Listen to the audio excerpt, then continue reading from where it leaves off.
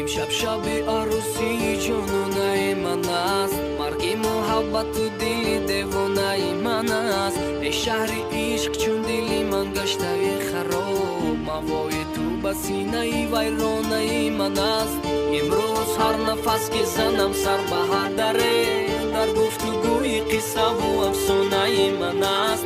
بزم عروسی تو صدا میدهد بلند، بلندای خاموش که در خانه من است. امشب نشاط با همه بگرفتند در زور، شادی بیمور در دلم از من شده جدا. بر زنده بودنم پس از این باوری کجاست؟ از درد جان گداز تو جانانی به وفا. خواهم که شاد باشم و گویم مبارکت، شادی کجا که توی تو غم خانه من است.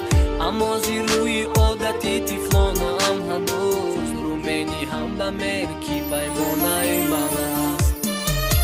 شدن به ما عشق ناکامی من، خواهیم سرانجامی من، امیدی من.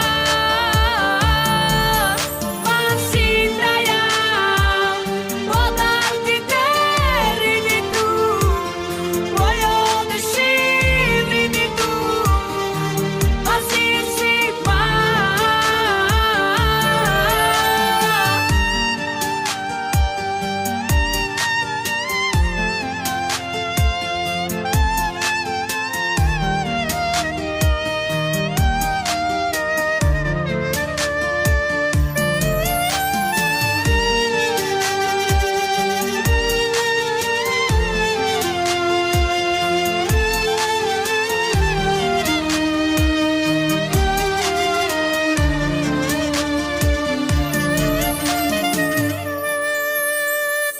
زخمی که در وجود من باشد ز دست تو، با جامی غم رسیده است از چشم مست تو.